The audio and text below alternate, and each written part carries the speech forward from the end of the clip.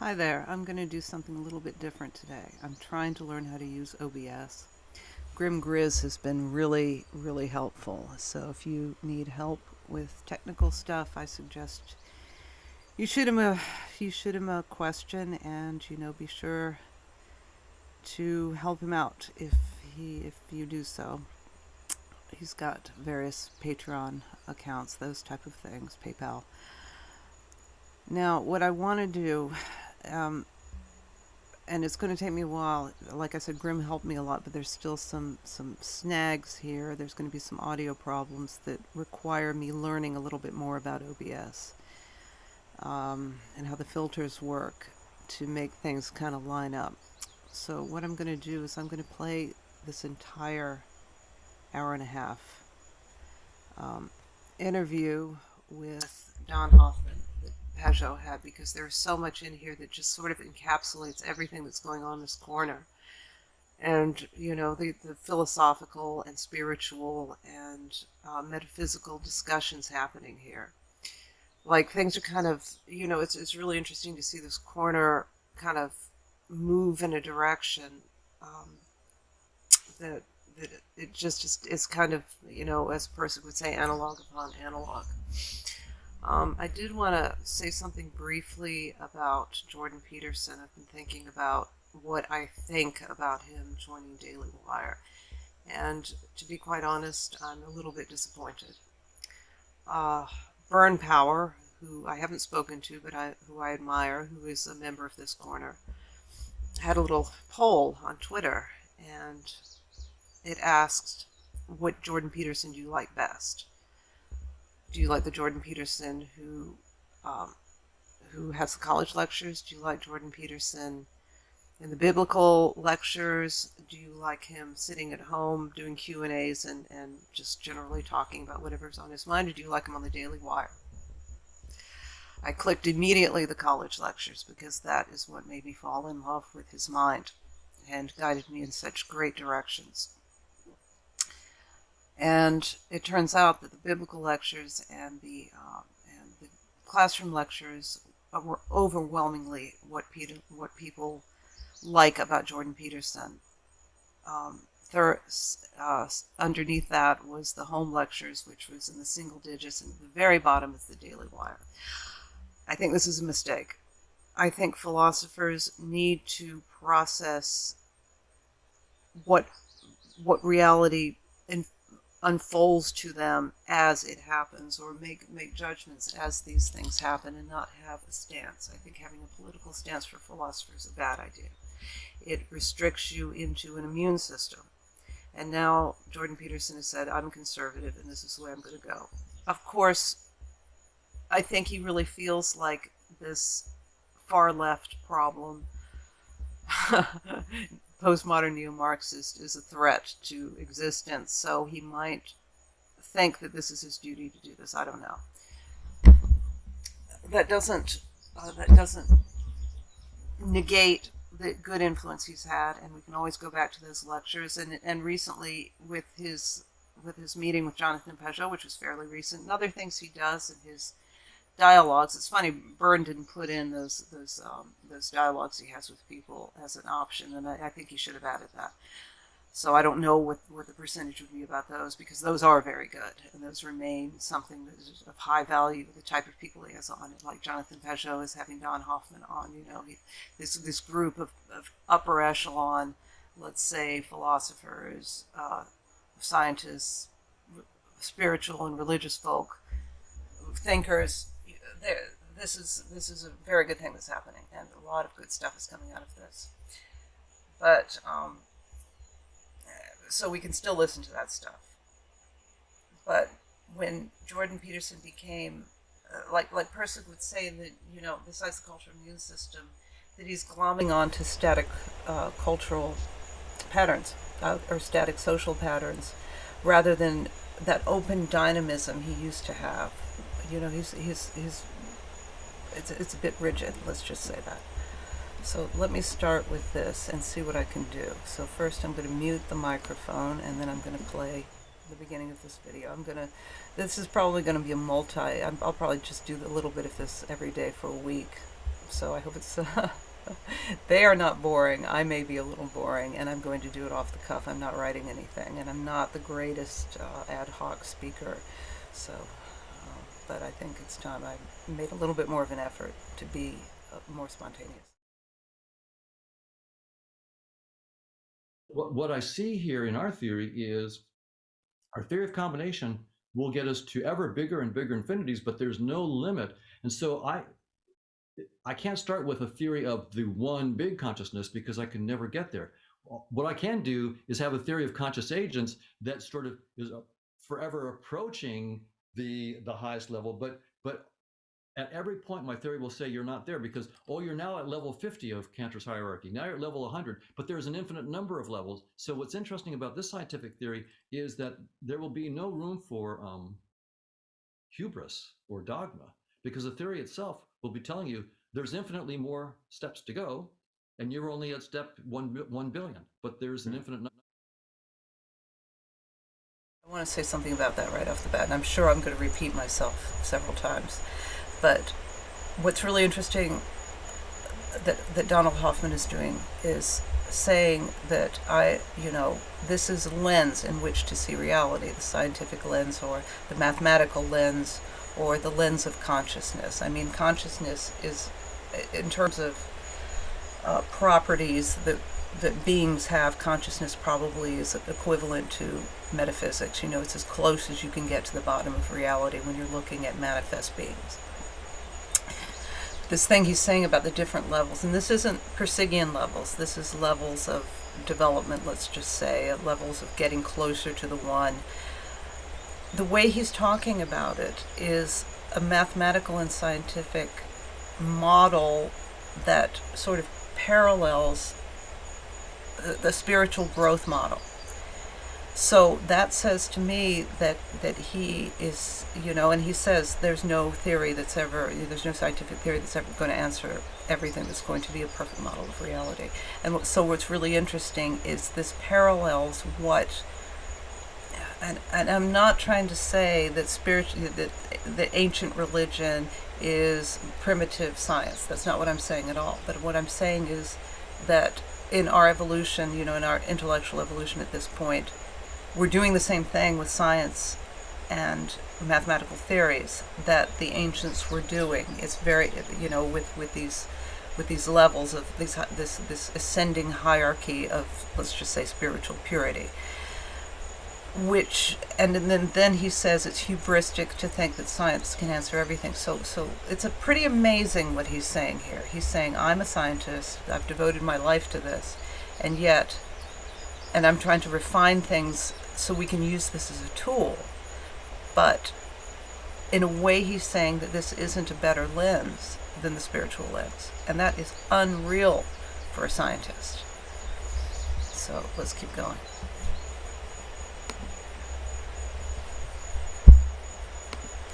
So this is really a very, very, when you do this, you get the fractal notion that you were talking about, but you get the mathematics coming back and saying exactly how the fractal works, and also telling you, be very, very humble because your mathematical theory will never get to the final description. There's no scientific theory of everything, even a theory of consciousness. Yeah, and that seems to really fit with the idea that most mystical systems are apophatic. That is, if you read many of the more famous mystics, or if you look at... Okay, so sorry, I forgot to mute the microphone for that.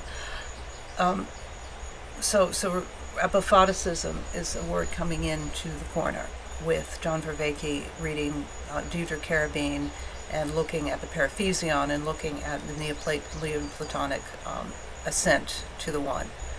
And I think that's pretty important, of course. I've been looking at Ken Wheeler, whose moniker is Theoria Apophosis.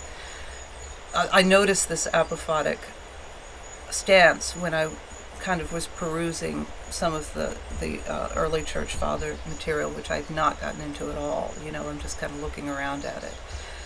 And so this apophasis or apophatic way, let's say, is, it's a corner, what was that?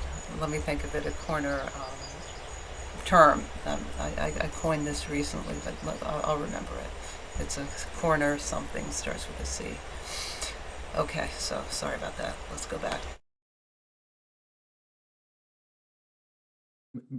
Different non-dual systems, they tend to always have this, let's say, infinite regress. There is no positive statement of the infinite. It's always a constant denial of that which was, or a constant shedding of that which was below, but there is no reaching the point. Even St. Gregory of Nyssa talks about, let's say, the ascent into God as being infinite, that infinite in the sense that there is no end to it. It's not a stasis. You don't become an angel sitting on a cloud, with wings and a harp. There's this kind of infinite movement up the hierarchy of beings.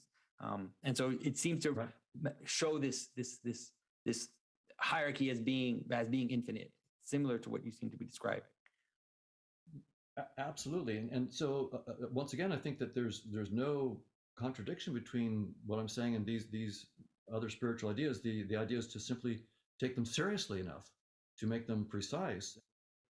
Many of your pronouncements and your formulations, in sometimes I would say they elucidate in me wonder and excitement, and sometimes they bring out in me confusion, and sometimes in frustration and wonder.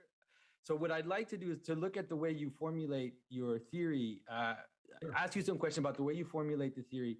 And so not going into I will trust you for the mathematics because I'm not a mathematician.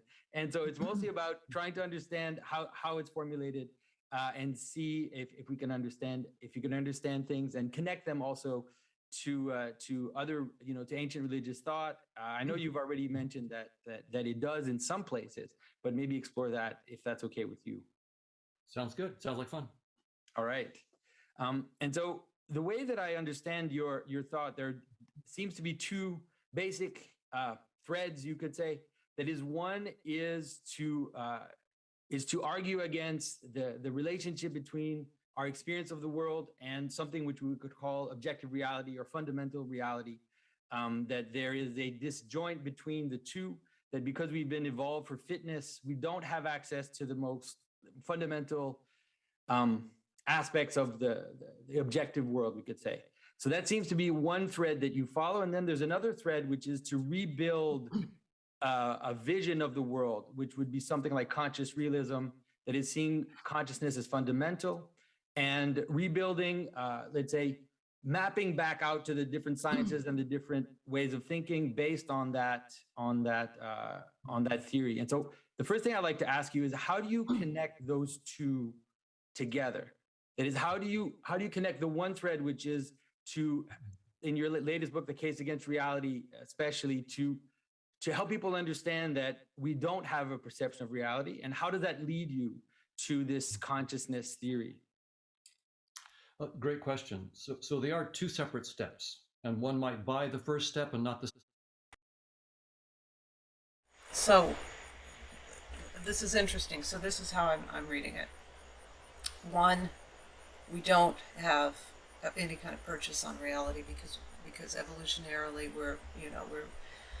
we're meant to be adaptive, and I think he's going to talk about this. The second step is using consciousness as a metaphysical beginning, let's say, for our total understanding of reality. And I would say that this is more of the, would you primarily put this in the biological category, in the biological versus biological level? I'm not sure.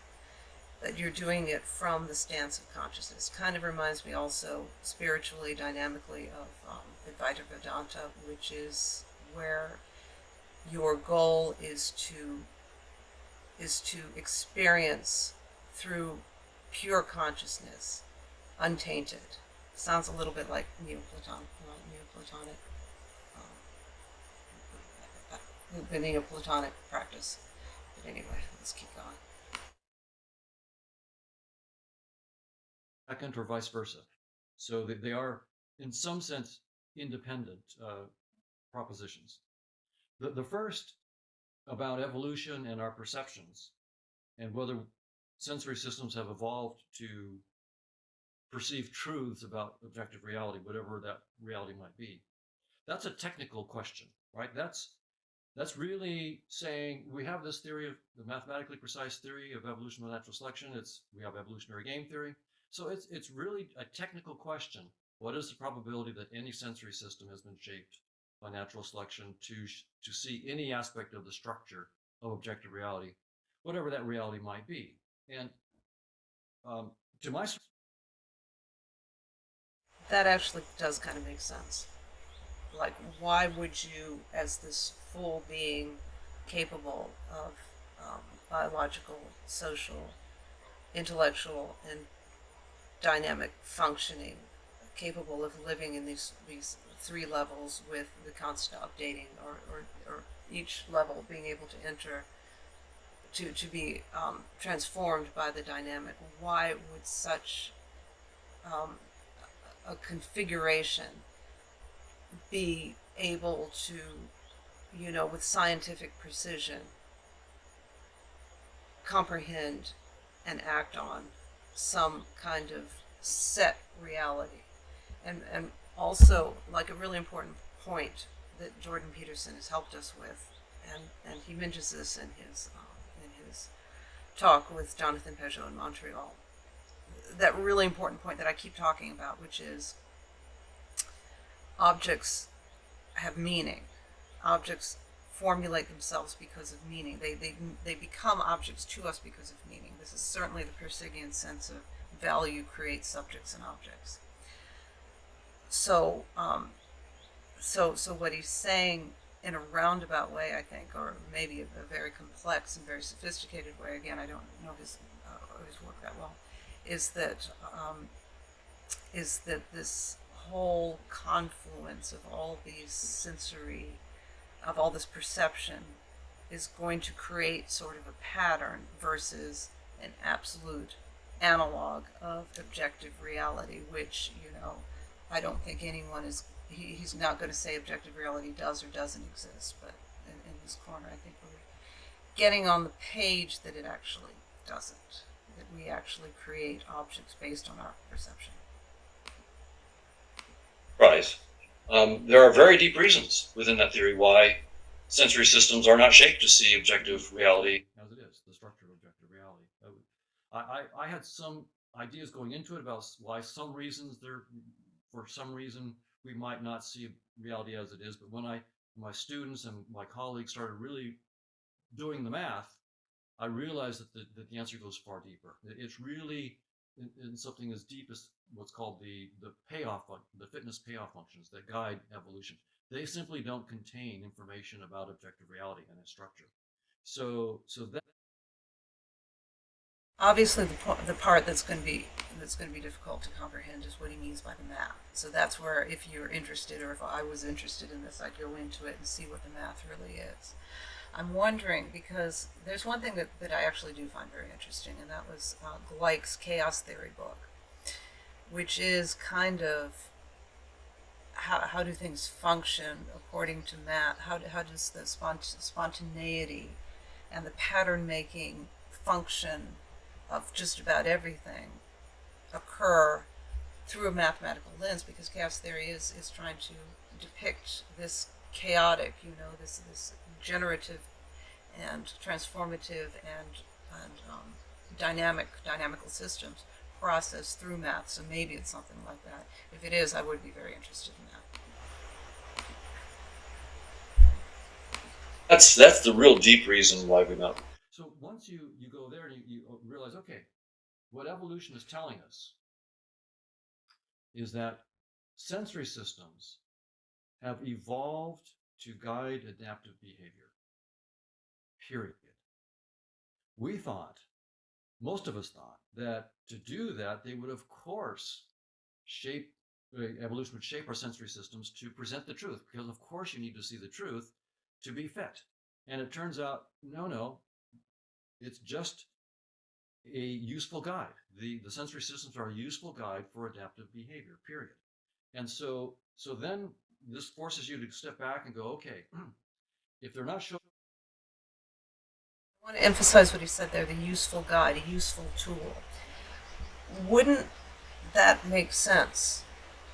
That sensory systems are tools, and what they take in is going to be something that is quite dynamic, that is going to really depend on the context, and the context being, an infinite number of things that put you in that situation where you are perceiving this.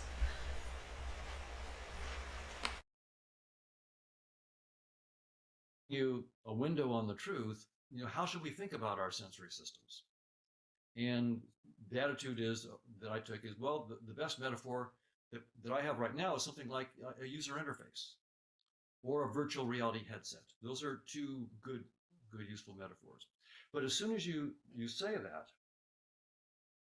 that we don't see reality as it is, and what we're seeing, space and time and physical objects and shapes and colors and motions, as soon as you see that that's not the truth according to evolution, and by the way, I'm not doctrinaire about evolution. I'm not saying that evolutionary theory is correct.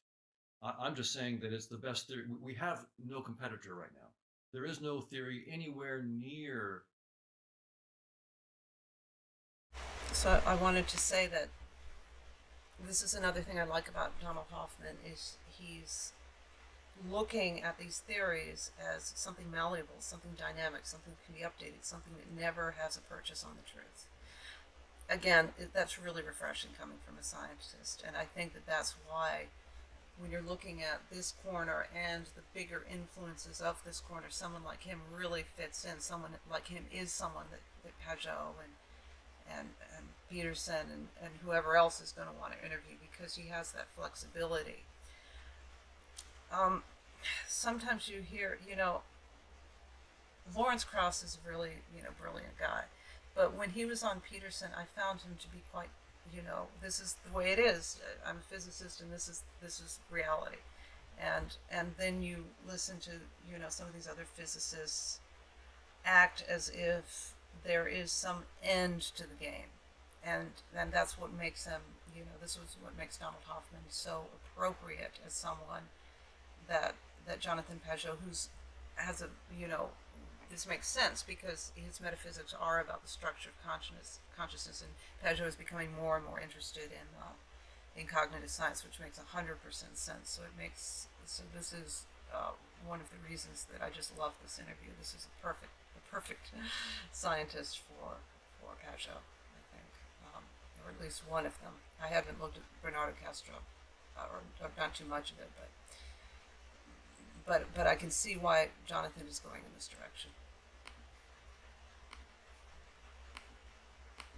The sophistication and prowess of evolution by natural selection. So there's just no other game in town for a scientist in this realm. That's why I studied it. I thoroughly expect that in 100 years we'll have a better framework. So I'm not at all doctrinaire about evolution, but as a scientist, it's my duty to take the best theories we have right now and look at them. So then the next step is, if evolutionary theory tells us that our senses are just a headset or just an interface, the question is, an interface to what? And it can't tell you that. It's telling you that you don't see the truth, but it can't tell you what the truth is. So now you have to take a leap beyond that theory. And this is typical in science. You look at your scientific theories, you find their limits, and then you have to take a creative leap where the theories can't tell you where to go. Now, what they can tell you is you say, okay, I'm going to make this leap, and I'm going to propose this mathematical theory. He's talking about quality.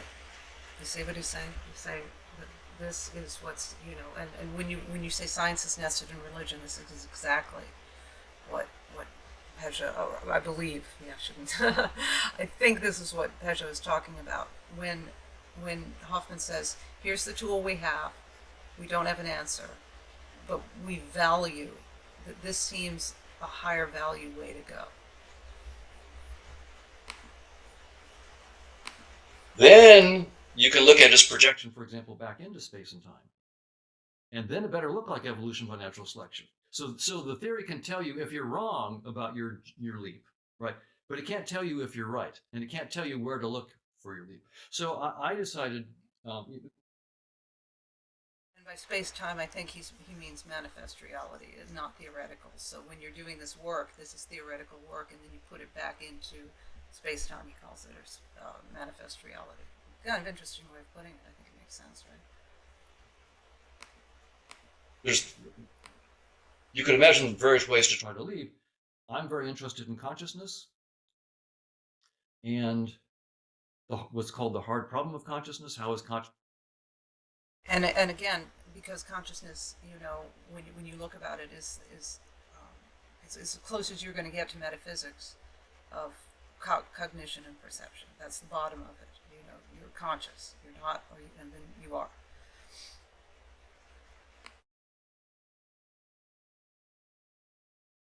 Related to physical systems like our brains or possibly artificial intelligences. And so I decided, instead of starting with physics and trying to boot up consciousness, since evolutionary theory tells me that space-time itself is just a user interface, let me start the other way. I'll start with a theory of consciousness on its own terms. So a mathematical theory of consciousness, qua consciousness. So not most of my brilliant colleagues and friends who are working on this are starting with mathematical models of what physical systems must be like.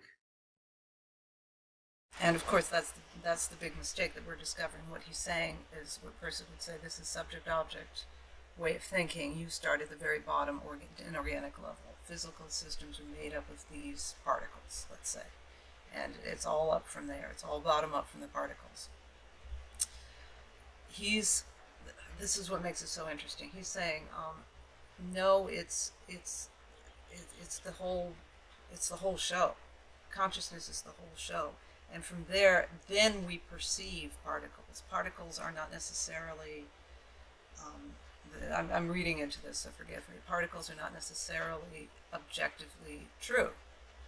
They are the perception, they are a way of us understanding things that we observe. To create consciousness or to be consciousness. And evolutionary theory makes it clear that game is dead. Those things aren't even real. They're just interface symbols. So I'm not going to start with trying.